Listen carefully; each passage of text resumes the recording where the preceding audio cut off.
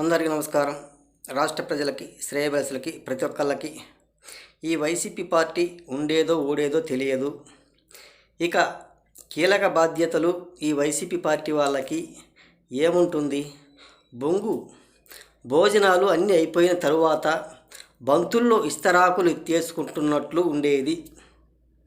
మరి ముఖ్యమైన బాధ్యతలు అంటే మరి చివరిలో అవి ఏరుతనే కదా.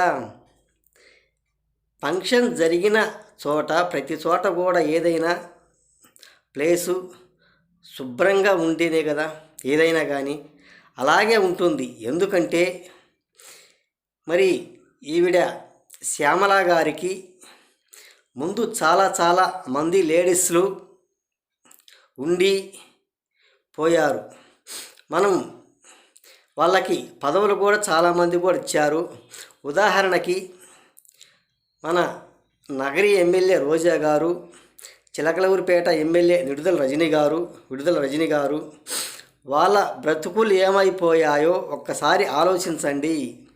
ఈ శ్యామల గారి బతుకు కూడా అలాగే ఉంటుంది. ఈమెకు ఏం పదవులు ఇస్తారని ఏ ఒక్క పదవి కూడా ఇవ్వలేరు, ఇవ్వటానికి ఆస్కారం లేదు. అసలు ఆ పదవి ఈ పార్టీ ఉంటేనే కదా ఇది ఉంటుందో ఊడిపోతుందో. ఒక్కసారి అన్నాడు, ఒక్కసారి ఛాన్స్ ఇచ్చారు. ఆ ఛాన్స్తో అందరితో బంద్ అయిపోతుంది. కానీ ఈ వైసీపీ పార్టీ అనేది మళ్ళీ వచ్చేది లేదు. వీళ్ళు పార్టీ అధికారంలోకి వచ్చేది లేదు, వీళ్ళకి పదవులు ఇచ్చేది లేదు. ఊరక వాగటం తప్ప దేనికి పనికొచ్చే వాళ్ళు మాత్రం కాదు. ఆయన దగ్గర ఇప్పుడు ఏం పదవి ఉంది ఆమెకి ఇవ్వటానికి? శ్యామల గారికి ఆమె వచ్చేమన్నా రాష్ట్రాన్ని ఉద్ధరిస్తుందా? ఆమెకి ఏమన్నా కీలక పదవులు అనిపించడానికి ఏమైనా మంత్రి పదవి ఏమైనా ఇవ్వగలరా? అది వచ్చేది లేదు, ఏం లేదు. వాళ్ళు ఏ విధంగా అయితే అయిపోయారో అదే విధంగా ఈ శ్యామల గారి కూడా అదే పరిస్థితి వస్తుంది. కానీ లేకపోతే ఏమీ లేదు, ఈ పరిస్థితి రాదు, వీళ్ళు ఉండేది లేదు, ఆ పార్టీ ఉండదు, అది ఊడిపోయినట్టే.